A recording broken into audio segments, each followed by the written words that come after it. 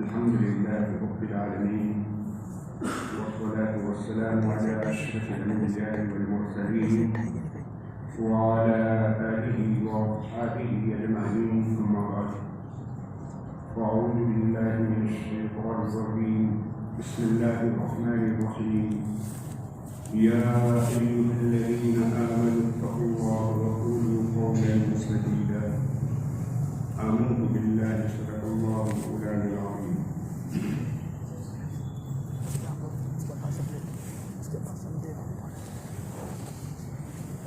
قابل احترام حضرات علماء کرام،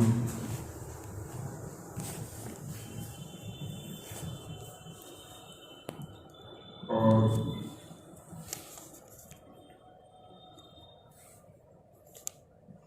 بزرگان محترم، برادران اسلام،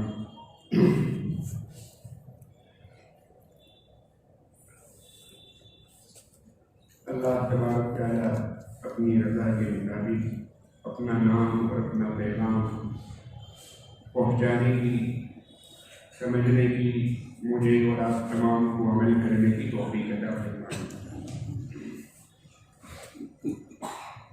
آج جمعہ کی مبارک دن اور اس بابرکت عظیم تاریخ رکھنے والی مسجد میں ہمارے صدیق محترم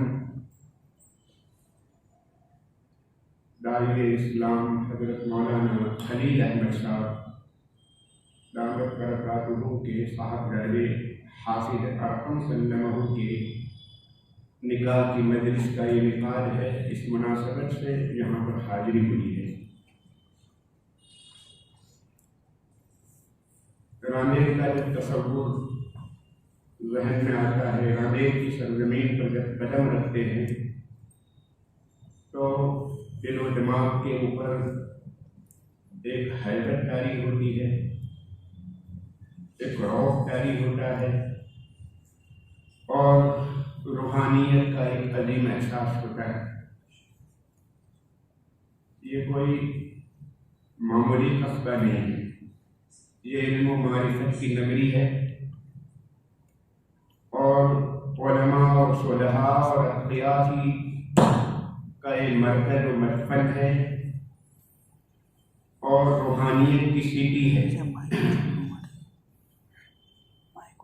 چند قدم کے فاصلے پر ہمارے حضرات اساتذہ اور محسنین یہاں پر آرام فرما ہیں، ان کا بہت احسان ہے۔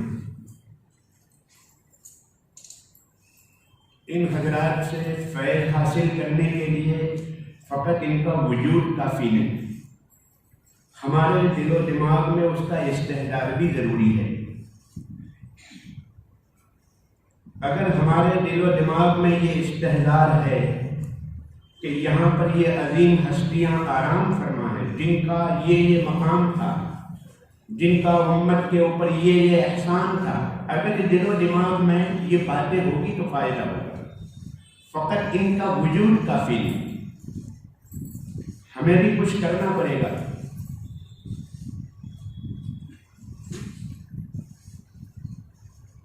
ابھی کل ہی ایک بات میرے سامنے آئی، انگریزی زبان کا ایک بہت مقبول ترجمہ،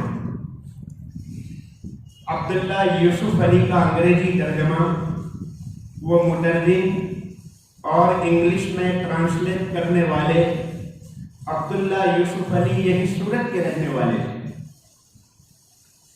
اتنا عظیم آدمی، ایسی شخصیت کا حامل جن کا قرآن مجید انگریزی میں پوری دنیا میں حاجیوں کے ذریعے پوری دنیا میں سپلائی ہوتا ہے۔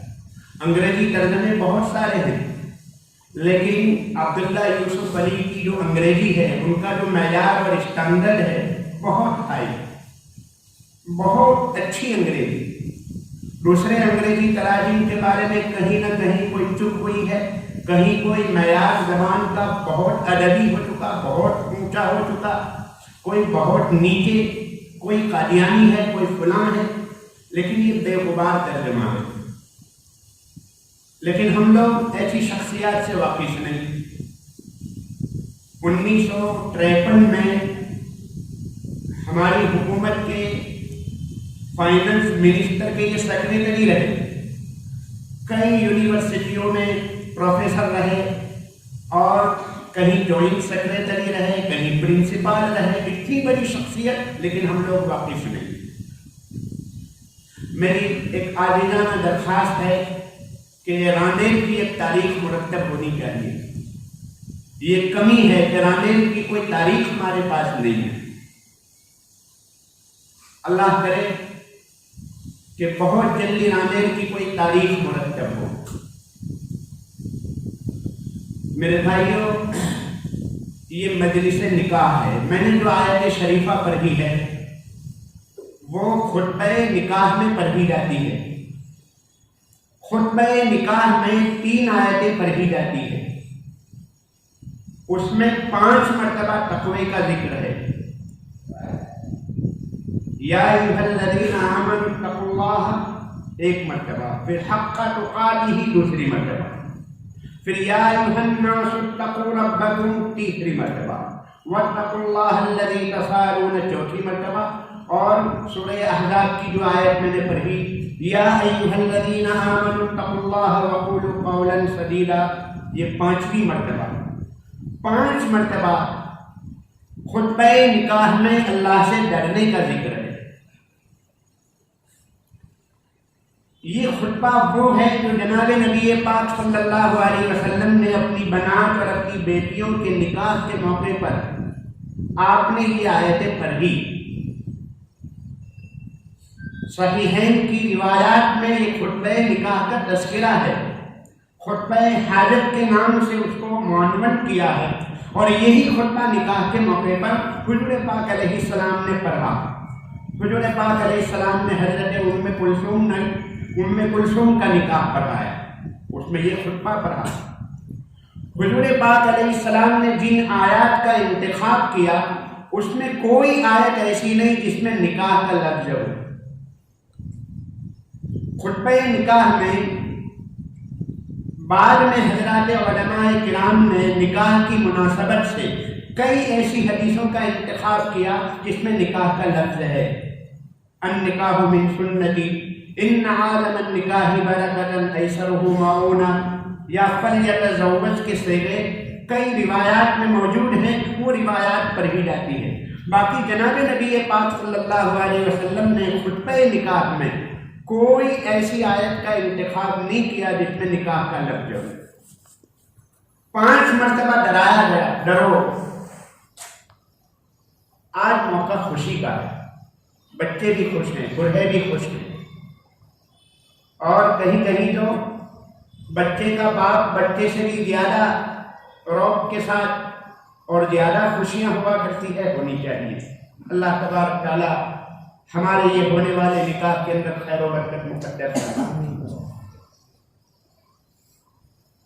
آج خوشی کا موقع ہے، سب خوش ہیں۔ ایک مرتبہ ایک نکاح کی مجلس میں ایک بڑے میاں تھے، وہ بہت توجہ سے سن رہے تھے ایجاب و قبول۔ میں نے کہا کہ آپ نے تو برسوں ایجاب و قبول سنا ہے، قبول کی کہ نہیں کی، آپ اتنی توجہ سے کیوں سن رہے ہیں؟ کہنے لگے کہ شاید میرا نام آ جائے اس لیے میں سن رہا ہوں توجہ سے۔ ایسے لوگ بھی ہوا کرتے ہیں۔ تو خطبہ نکاح میں 5 مرتبہ اللہ سے ڈرنے کا تذکرہ، اللہ سے ڈرو، اللہ سے ڈرو۔ کیا وجہ ہے؟ تقوی کا ذکر کیوں کیا؟ اسلام کسی بھی عمل سے پہلے علم دیتا ہے، عمل اور عبادت کرنے کا طریقہ بتلاتا ہے۔ اسلام نے نکاحی زندگی، میرج لائف وہ کیسے گزاری جائے، نکاحی زندگی آئندہ کیسے گزاری جائے، اس میں بہت کچھ کہا جا سکتا تھا، بہت کچھ نصیحتیں کی جا سکتی تھی، لیکن ایک جامع لفظ، ایک ماسٹر کی ہمارے ہاتھوں میں دے دی، اللہ سے ڈرو۔ تقویٰ یعنی اللہ کو حاضر ناظر رکھو، ہر لمحہ ہر جگہ اللہ مجھے دیکھ رہے ہیں، میرا ہر عمل ریکارڈ ہو رہا ہے، آج کی ٹیکنالوجی نے بتلا دیا، اسپیڈ سے جانے والی گاڑی، ان کی رفتار اور ان کی اسپیڈ فوٹو کے ساتھ آپ کے گھروں پر آ جاتی ہے کہ آپ اوور لمٹ تھے۔ جب چھوٹا سا دماغ رکھنے والا انسان ایسی ٹیکنالوجی بنا سکتا ہے تو پھر اللہ کم الحاکمین جو انسانوں کو بنانے والے اور ان کو یہ فہم دینے والے، پھر اس کی ٹیکنالوجی کا کیا پوچھنا۔ تو اللہ نے فرمایا کہ اللہ سے ڈرو، مجھ سے ڈرو۔ خوف خدا اور تقویٰ یہی ایک چیز ہے جو گناہوں سے بچا سکتی ہے۔ دو چیز گناہوں سے بچا سکتی ہے، اللہ کا خوف یا نمبر 2 پر اسلامی سزائیں، چوری کے اوپر ہاتھ کاٹنا اور بدکاری کے اوپر پتھراؤ کرنا، یہ جو اسلامی سزائیں ہیں یا تو یہ گناہوں سے بچائے گی یا اللہ کا خوف گناہوں سے بچائے گا۔ ٹیکنالوجی، کیمرے، ایک سے ایک قانون، ایک سے ایک دھارائیں، ایک سے ایک قلم روزانہ وجود میں آتی ہے، ایک سے ایک کورٹ کچہریاں روزانہ بنتی چلی جا رہی ہے، ٹیکنالوجی ایک سے ایک آ رہی ہے، یہ کیمروں وہ کیمروں، گناہ، یہ ہر چیز دنیا میں پھیلا دی، لیکن گناہ بڑھتے جا رہے ہیں۔ ان جرائم اور کرائم کی بندش اور روک تھام کے لیے فقط اور فقط اللہ کا خوف، اس لیے کہ کیمرہ جو مین ہے، کیمرہ مین کیمرے پر بیٹھا ہوا یا اس کے پیچھے جو سزا دینے والا ہے، اس کو گناہوں سے کون بچائے گا؟ ڈی ایس پی کہے گا میں ڈی ایس پی ہوں، میں آئی ڈی پی ہوں، میں فلاں ہوں، مجھے کون گناہوں سے روکے گا؟ کیمرہ اور ٹیکنالوجی یہ کیمرے کے سامنے گناہوں سے بچائے گا، لیکن جنگل میں رات کی تنہائیوں میں گناہوں سے کون بچائے گا؟ اعلیٰ افسران کو اور رات کی تاریکی میں اگر کوئی چیز گناہوں سے بچا سکتی ہے تو وہ اللہ کا خوف۔ اسلام نے خطبہ نکاح جو دیا ہے یہ فقط تبرک نہیں ہے، یہ ایک میسیج ہے، ایک گائیڈ لائن ہے، اور وہ گائیڈ لائن میں ماسٹر کی ہمارے ہاتھوں میں دے دی، اللہ سے ڈرو۔ اگر اللہ کا خوف ہے تو وہ بیوی پر ظلم نہیں کرے گا، ماں باپ کو نہیں ستائے گا۔ اللہ کا خوف ہے تو وہ آدمی راستے میں ہارن زور سے نہیں بچائے گا، راستے میں نہیں ٹھوکے گا۔ خوف خدا ہوگا، تقویٰ ہوگا، دوسرے کی چپل ہٹا کر اپنی چپل نہیں رکھے گا۔ خوف خدا یہ لائف کنٹرولر ہے، ہماری زندگی کو کنٹرول کرنے والی یہی ایک چیز ہے۔ اگر خوف خدا نہیں ہے تو پھر آدمی بہت آگے پیچھے ہو سکتا ہے۔ تو میرے بھائیوں، خطبہ نکاح میں 5 مرتبہ تقوی کا تذکرہ ہوا۔ اسلام نے ہمیں کیسی گائیڈ لائن کی، کیسی تعلیمات۔ پوری دنیا کا کوئی مذہب، کوئی تحریک، کوئی قانون اتنی بہترین گائیڈ لائن نہیں دے سکتا جو قرآن مجید نے، حدیث پاک نے اور اسلام نے ہمیں عطا فرمائی ہے۔ میرے بھائیوں، قرآن مجید کیا دولت ہے ہمیں اس کا احساس نہیں ہے۔ ہم یہ سمجھتے ہیں کہ مکتب میں بچوں کو پڑھائی جانے والی یہ کتاب ہے۔ ارے قرآن مجید وہ کتاب ہے، وہ جواب دیتا ہے قرآن مجید جو پوری دنیا کی یونیورسٹیاں جہاں خاموش ہے، وہ جواب قرآن مجید دیتا ہے۔ انسان دنیا میں کیوں آیا، کہاں سے آیا، کہاں جانا ہے، کیوں بھیجا گیا ہے، ہماری منزل مقصود کیا ہے۔ دنیا کی ساری یونیورسٹیاں، کالج، ڈاکٹر، انجینئر، پروفیسر سب خاموش۔ اس دنیا کا، کائنات کا بنانے والا کون ہے، اس کی قدرت کتنی ہے، اس کی طاقت کتنی ہے، اس کا علم کتنا ہے، دنیا کی کوئی یونیورسٹی نہیں بتلائے گی کہ مالک کی طاقت کتنی ہے، وہ قرآن مجید بتلائے گا۔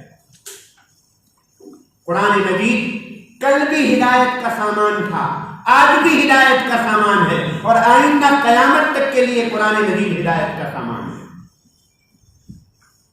دنیا میں جو قانون بنتے ہیں وہ ہم نے دیکھ لیے، 2 پیسے میں قانون بک جاتا ہے۔ جج انصاف کی کرسیوں پر بیٹھے ہوئے جو منصف اور جج ہوا کرتے ہیں وہ بھی رشوت لے لیتے ہیں۔ کس پر اعتماد کیا جائے؟ اور ایسے ایسے قانون بنتے ہیں پارلیمنٹ میں، تالیوں کی گونج کے ساتھ ایسے قانون بنتے ہیں کہ 2 مرد آپس میں شادی کر سکتے ہیں، یہ قانون بنا ہمارے یہاں۔ گے 2 عورتیں آپس میں شادی کر سکتی ہے، لسبن، یہ قانون پاس ہوا۔ عجیب و عجیب غریب ایسے ایسے قانون دنیا بنا رہی ہے اور اس کو حکومتیں منظور کرتی جا رہی ہے۔ اب ایسے حالات میں، ایسے زہریلے ماحول میں اگر کوئی چیز گناہوں سے بچا سکتی ہے تو وہ فقط اور فقط اللہ کا خوف۔ شریعت نے یہ گائیڈ لائن دی۔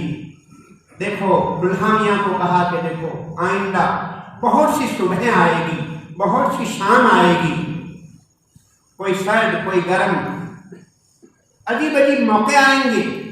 ایک لمبی زندگی ہے آپ کی، ازدواجی زندگی۔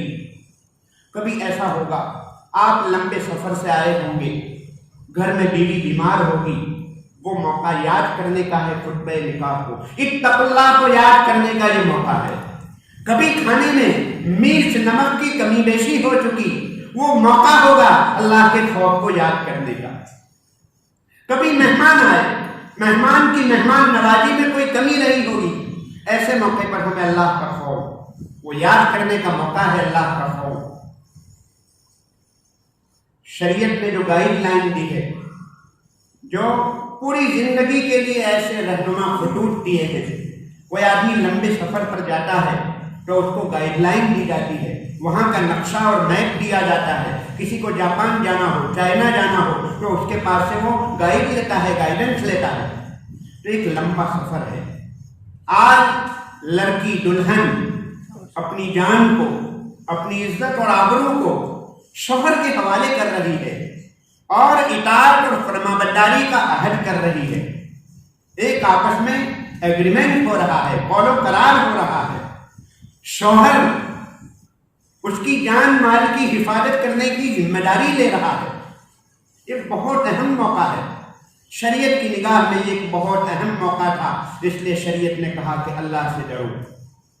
باتیں تو بہت لمبی کہی جا سکتی تھی، اس لیے کہ سفر کا موقع آئے گا، حضر کا موقع آئے گا، رات ہوگی، دن ہوگا، شوہر کا کھانا پینا، بچوں کا کھلانا پلانا، ان کا آرام ان کا آرام، کبھی کوئی مہمان آئے، اڑوس پڑوس کے حقوق، ماں باپ کے حقوق، محلے کے حقوق اور معلوم نہیں کیا کیا۔ کبھی موقع پر کپڑا تیار نہیں ہو پایا ہوگا، نہیں دھویا جا سکا ہوگا، کئی ایسی 20 عنوان، آپس میں ٹکراؤ اور بخیرہ پیدا کرنے والے بہت سے عنوان آ سکتے ہیں، بہت سی ایسی گھڑیاں آ سکتی ہیں آئندہ۔ تو شریعت نے کہا اتقوا اللہ، اللہ سے ڈرو۔ میرے بھائیو، یہ قرآن مجید، یہ وہ دولت ہے اللہ پاک نے جو قرآن مجید کے نام سے ہمیں کتاب عطا فرمائی ہے۔ یحییٰ برٹ نام کا ایک یورپ کا ایک آدمی، اس نے اسلام قبول کیا۔ برٹ جون نام کا BBC لندن کا جنرل ڈائریکٹر تھا، اس کے بیٹے نے اسلام قبول کیا۔ اسلام قبول کرنے کے بعد اس نے یورپ کا سروے کیا، 10 سال کا فوکس، 10 سال کی روشنی میں لوگ اسلام کیوں قبول کرتے ہیں، 10,000 آدمیوں کی زندگیاں پڑھی اور پھر وہ اس نتیجے پر پہنچا کہ 80% لوگوں نے اسلام قبول کیا ہے قرآن مجید کی بنیاد پر۔ کہیں نہ کسی بہانے سے کسی کے پاس قرآن مجید جا پہنچا۔ کوئی ہوٹل میں گیا، وہاں قرآن مجید رکھا ہوا تھا، اس نے وہ قرآن دیکھا۔ ٹیکنالوجی میں کوئی چلتے چلتے کہیں پر کوئی سوئچ آن ہو گئی، وہاں قرآن مجید ملا۔ مختلف بہانوں سے قرآن مجید پر جب وہ پہنچا ہے تو پھر قرآن مجید نے اپنا کام کرنا شروع کیا۔ ڈاکٹر حمید اللہ صاحب پیرس میں رہتے تھے، 30 سال تک وہاں پر آپ کا قیام رہا۔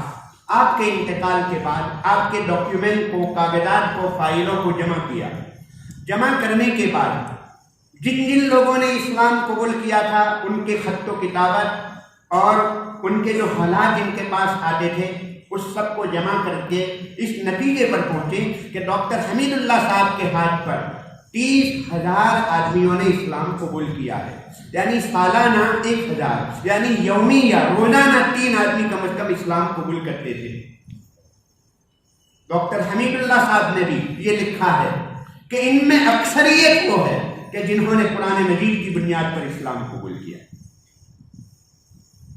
میرے بھائیو، قرآن مجید یہ کوئی معمولی کتاب نہیں ہے۔ ہماری گنہگار آنکھیں اس قابل نہیں ہیں کہ ہم قرآن مجید کو دیکھتے، ہمارے ہاتھ اس قابل نہیں تھے۔ یہ اللہ کا فضل و کرم ہے، احسان ہے، ضرورت ہے اس بات کی قرآن مجید سے ہم تعلق کو بڑھائیں۔ قرآن مجید ہمارے ایمان کو مضبوط کرتا ہے۔ جتنی قرآن مجید سے دوری ہوگی اتنا ایمان کمزور، اور جتنا قرب ہوگا قرآن مجید سے ایمان میں قوت آئے گی۔ ضرورت ہے اس بات کی فجر کی نماز کے بعد ہماری مسجدوں میں قرآن مجید کا ماحول ہو۔ ایک زمانہ تھا فجر کی نماز کے بعد بہت اچھا ماحول ہوا کرتا تھا۔ فجر سے پہلے، فجر کے بعد محلوں میں ہم جاتے تھے تو وہاں پر میٹھی میٹھی قرآن مجید کی آوازیں، بھینی بھینی آوازیں آیا کرتی تھی۔ آج ہماری گلیاں، ہمارے محلے اس سے محروم ہو رہے ہیں۔ دشمنوں نے ہمارے پاس سے قرآن مجید کو چھین لیا ہے اور قرآن مجید کی جگہ پر عجیب و غریب قسم کی ٹیکنالوجی دے دی ہے۔ اس میں بہت زہریلے سانپ بھرے ہوئے ہیں۔ میرے بھائیو، قرآن مجید سے تعلق کو بڑھاؤ۔ ہم معمولی نارمل زمانے سے نہیں گزر رہے ہیں، ابھی ابھی ہم کھڑے ہوئے ہیں۔ اس نے ہمیں بہت سبق دیا ہے۔ کورونا نے ہمیں سب سے پہلے نمبر پر یہ سبق دیا کہ اس کائنات کا مالک اور خالق فقط ایک اور فقط ایک اللہ ہے۔ دنیا کے سارے حاکم جھوٹے حاکم ہیں، چھوٹے ہیں، عاجز ہیں، اپنے آپ کو سپر پاور کہلانے والے وہ کلوروکین کے لیے، پیراسیٹامول کے لیے تھرڈ ورلڈ کے پاس وہ بھیک مانگ رہے تھے، چھوٹی چھوٹی دواؤں کی بھیک مانگ رہے تھے۔ یہ کورونا نے ثابت کر دیا کہ اس کائنات کا مالک اور خالق فقط ایک اور وہ اللہ ہے، باقی سب جھوٹے ہیں، باقی سب خواب ہے۔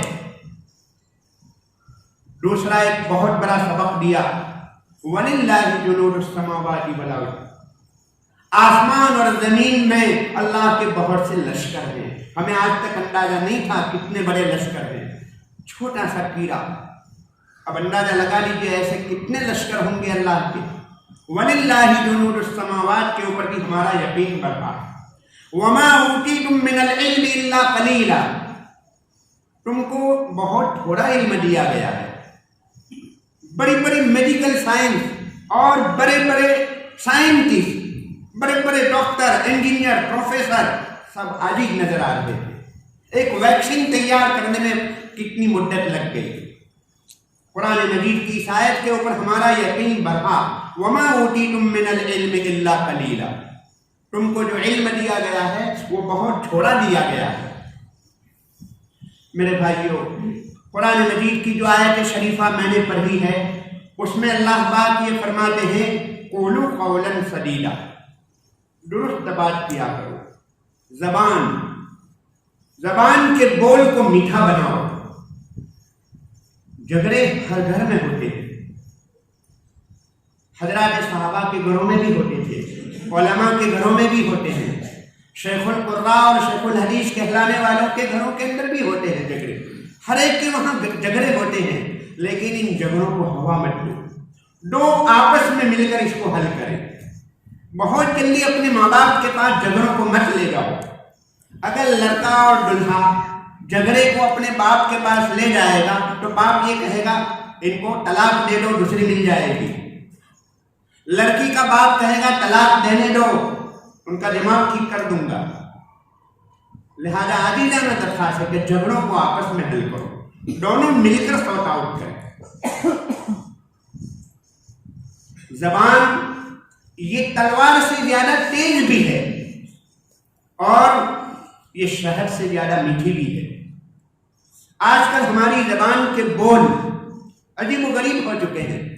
بیٹی بیمار ہے، لیٹی ہوئی ہے، سوئی ہوئی ہے، کوئی پوچھتا ہے بیٹی کیوں سوئی ہے تو ماں کہتی ہے کہ بیٹی بیمار ہے، اور بہو سوئی ہے اور کوئی پوچھتا ہے کیوں سوئی ہے تو ساس کہتی ہے اس کا دماغ خراب ہے، وہاں کہتی ہے کہ بیمار ہے، طبیعت خراب ہے، اور یہاں کہتی ہے کہ اس کا دماغ خراب ہے۔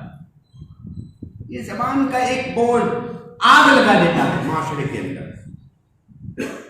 لہذا زبان کے بول کو میٹھا بناؤ۔ نکاح کی مجلس یہ ہمیں قول، لفظ اور زبان کی قدر و قیمت کا اندازہ دیتی ہے، کتنا مقام ہے زبان کا۔ ابھی اس وقت ارقم سلمہ کے لیے ان کی ہونے والی بیوی ابھی ان کے لیے پرائی ہے، اجنبی ہے۔ آدھے گھنٹے کے بعد، 1 گھنٹے کے بعد انشاءاللہ ان کے لیے حلال ہو جائے گی۔ کیسے حلال ہوئی؟ زبان کے بول سے حلال ہوئی۔ 2 بول، ایجاب اور قبول، لڑکا اور لڑکی کا ایک بول، 2 منٹ کا کام نہیں، 15 سیکنڈ میں یہ بول، 15 سیکنڈ میں وہ بول، 2 بول 30 سیکنڈ میں ہو جاتے ہیں، اس کے اوپر ایک پرائی عورت حلال ہو جاتی ہے۔ زبان میں کتنی طاقت اللہ نے رکھی ہے اس کا اندازہ لگائیے۔ 2 بول بھی نہیں۔ ہمارے بہت سے ایسے لوگ ہوتے ہیں محلے کے معزز اور وڈیل قسم کے لوگ، اجازت لینے کے لیے جاتے ہیں لڑکی کے پاس، لڑکی باقرہ ہو، غیر شادی شدہ قوانی ہو تو اس کے بول کی بھی ضرورت نہیں، اس کی خاموشی بھی اجازت ہے۔ السکوت فی موضع البیان بیان، وہاں بول کی بھی ضرورت نہیں، لیکن بہت سے وڈیل ہوتے ہیں ان کو بولنے پر مجبور کرتے ہیں۔ بیچاری بے تحاشا رو رہی ہے، نہیں بول پا رہی ہے، 1 مرتبہ ہاں کہہ دیا لیکن پھر بھی بلوائیں گے، پھر بھی بلوائیں گے، بیچاری کو ادموئی بنا دیتے ہیں۔ اس کا سکوت بھی رضا ہے، اس کی ہلکی مسکراہٹ بھی رضا ہے، بہت زور سے چلانا پھر یہ رضا نہیں ہے، یہ ناراضگی کی دلیل ہے، اور بہت زور سے کہا لگانے لگے یہ بھی ناراضگی کی دلیل ہے۔ لیکن ہلکی سی مسکراہٹ اور ہلکی سی رونے کی جو کیفیت ہوتی ہے وہ یہ ان کے لیے خوشی کی علامت ہے۔ تو 2 بول بلکہ 1 بول کافی ہے گویا۔ الفاظ میں اللہ نے کتنی طاقت رکھی ہے۔ لفظ ہی شمشیر بھی ہے، لفظ ہی پھول بھی ہے، لفظ ہی شبنم بھی ہے، لفظ ہی زنجیر بھی ہے۔ اس کے ذریعے آدمی قید بھی ہو جاتا ہے۔ ایک ہی چیز، آپ 1 لمحہ پہلے ایک آدمی کافر تھا، اس نے لا الہ الا اللہ پڑھ لیا تصدیق قلبی کے ساتھ، وہ جنت میں جانے والا بن جائے گا۔ 1 منٹ پہلے جہنم میں جانے والا تھا، لیکن اب 1 بول کی بنیاد پر جنت میں جانے والا بن جائے گا۔ اور وہی آدمی مسلمان اپنے 1 بول کی بنیاد پر کبھی ایمان سے خارج ہو جاتا ہے۔ جیسے 50 سال سے میاں بیوی ساتھ میں رہ رہے ہیں، لیکن 1 بول زبان سے نکل گیا طلاق کا، 50 سال کا محل آن کی آن میں 1 لمحے میں ٹوٹ جاتا ہے، وہ ویران ہو کر رہ جاتا ہے۔ لہذا میرے بھائیوں، یہ نکاح کی مجلس اور خطبہ نکاح کے ذریعے ہمیں خاص طور پر یہ تعلیم دی جا رہی ہے کہ ہم اپنے زبان کے بول کو بدلیں، میٹھی زبان ہو، زبان کے بول کو بدلنے کی ضرورت ہے۔ بہت سے لوگ کہتے ہیں کہ آپ کا مذہب تو عجیب ہے، 50 سال کی ازدواجی زندگی، میرج لائف، 1 لفظ زبان سے نکل گیا اور ٹوٹ جاتا ہے رشتہ۔ وہ کہتے ہیں کہ ہمارا نکاح تو بہت مضبوط ہوتا ہے، آپ کا نکاح بہت کچے دھاگے کا ہوتا ہے، ہمارا جو نکاح ہوا کرتا ہے وہ لوہے کے ذریعے سے باندھا ہوا ہوتا ہے، کبھی الگ نہیں ہوتے۔ ہم ان کو یہ کہتے ہیں کہ اسلام بولنا سکھاتا ہے، اسلام یہ کہتا ہے کہ بیوی یہ تمہاری داسی نہیں ہے، نوکرانی نہیں ہے، زبان سنبھال کر بولنا۔ اگر کوئی ایسا ویسا لفظ بول دیا تو کل صبح چائے بنانی پڑے گی آپ کو روتے ہوئے۔ یہ کوئی تمہاری نوکرانی نہیں ہے جس کے سامنے سنبھال کر بولو۔ یہ بہت بڑا الزام ہے اسلام کے اوپر کہ اسلام نے عورت کے مقام کو گھٹایا، اس کی پوزیشن کو ڈاؤن کیا۔ یہ جو کہا جاتا ہے یہ سفید جھوٹ ہے۔ اسلام نے جتنا عورت کا مقام بلند کیا ہے، آج سے تقریباً 20 سال پہلے ہمارے جو پرائم منسٹر تھی، انہوں نے یہ کہا تھا کہ مجھے یہ بات مسلمانوں کی بہت پسند آئی کہ نکاح کے موقع پر لڑکی کی اجازت لی جاتی ہے۔ کہا یہ بات مجھے بہت پسند آئی۔ نکاح میں مہر کے طور پر جو چیز دی جاتی ہے، کہا کہ یہ چیز بھی مجھے بہت پسند آئی۔ لندن میں ایک صاحب ایک مسجد میں آئے اور ایک عورت آئی، انگریز عورت آئی اور امام صاحب سے کچھ پوچھا، وہ پوچھ کر چلی گئی۔ میں نے ان سے پوچھا کہ یہ کیا کہہ رہی تھی؟ تو کہا کہ وہ ایک آدمی کو تلاش کرنے کے لیے آئی ہے۔ کہا کہ میرا ایک شوہر تھا، اس نے مجھے طلاق دی تھی، طلاق دینے کے بعد اس نے مجھے بھرن پوشن کے لیے، نان نفقے کے لیے، مینٹننس کے لیے ایک رقم دی تھی۔ کہا کہ ہمارے یہاں تو ایسا نہیں ہے، انگریز کے وہاں ایسا نہیں ہے۔ یہ بات مجھے بہت پسند آئی، رہ کر میرا دل کہہ رہا ہے کہ پھر تم سے نکاح کروں۔ تو کہا کہ میں اپنے شوہر کو تلاش کرنے کے لیے آئی ہوں۔ ہمیں اندازہ نہیں ہے ہماری کون کون سی جزی اور پوائنٹ نے لوگوں کو اسلام قبول کرنے پر مجبور کیا۔ ابھی پچھلے ہفتے عید کے دنوں میں بلبیر سنگھ، جو بعد میں عامر صاحب بنے، الحمدللہ اسلام قبول کیا، جنہوں نے بابری مسجد کے اوپر سب سے پہلا کوڈال لگایا تھا، اللہ نے ان کو اسلام کی توفیق دی۔ انہوں نے عہد کیا تھا کہ میں انشاءاللہ اپنی زندگی مسجدیں بنانے میں گزاروں گا۔ الحمدللہ انہوں نے 91 مسجدیں بنائی۔ ایسے عجیب و غریب واقعات ہیں۔ سوئٹزرلینڈ کے اندر ایک آدمی نے یہ کہا تھا کہ جتنے مینارے والی مسجدیں ہیں سارے میناروں کو میں مٹاؤں گا۔ اس نے ایک باقاعدہ تنظیم بنائی، مسجدوں کے میناروں کو ختم کرو۔ ایک وقت وہ آیا، اس نے اسلام قبول کیا اور اس نے کہا کہ دنیا میں سب سے بلند مینارے والی مسجد میں بناؤں گا۔ ایک سے ایک واقعات ہمارے پاس ہیں۔ الحمدللہ میرے بھائیوں، اللہ نے بہت عظیم دولت دی ہے، ایسا مذہب عطا فرمایا ہے کہ آدمی کو بھوک بھی نہ لگے۔ کبھی کبھی ہم لوگ کہتے ہیں فلاں صاحب کا مکان تو ایسی جگہ پر ہے، اس کا لوکیشن سچویشن ایسا ہے کہ بھوک بھی نہ لگے۔ اللہ نے ہمیں مذہب کے نام سے، قرآن اور حدیث کے نام سے، پیغمبر کے نام سے جو دولت عطا فرمائی ہے وہ ایسی عظیم دولت ہے کہ بھوک بھی نہ لگے۔ ایسی دولت عطا فرمائی ہے، دنیا کی قومیں رشک کرتی ہے، بلکہ ان کو حسد ہے۔ آج دنیا میں تیزی سے پھیلنے والا مذہب اسلام ہے، حالانکہ کتنی مخالفت ہو رہی ہے، کتنی روک لگائی جا رہی ہے۔ جو لوگ یہ کہتے ہیں اسلام تلوار کے زور سے پھیلا، ارے اسلام کو تلوار کے زور سے روکا جا رہا ہے، لیکن الحمدللہ پھر بھی فاسٹر ریلیجن، دنیا کا سب سے تیزی سے پھیلنے والا مذہب۔ وہ کیوں؟ اس کی تعلیمات کی بنیاد پر۔ اللہ نے اس کی تعلیمات کے اندر دل و دماغ کو مطمئن کرنے کی صلاحیت رکھی ہے، دل و دماغ کو مطمئن کرنے کی صلاحیت۔ بلکہ آج سے 100-200 سال پہلے اسلام کے اوپر جو اشکالات ہوتے تھے، کوئی سوالات ہوتے تھے، اب ٹیکنالوجی اور سائنس کی ترقی نے اسلام کو سمجھنا اور آسان کر دیا۔ کئی ایسے سوالات ہیں، وہ سوالات ختم ہو چکے ہیں۔ اللہ تبارک تعالیٰ ہمیں اسلام کی، قرآن مجید کی، جناب نبی پاک صلی اللہ علیہ وسلم کی سچی پکی محبت ہمارے دلوں میں عطا فرمائیں اور ہمیں عمل کرنے کی توفیق عطا فرمائیں۔ ہونے والے نکاح کے اندر اللہ پاک خوب خیر و برکت مقدر فرمائیں۔ وآخر دعوانا الحمد للہ رب العالمین۔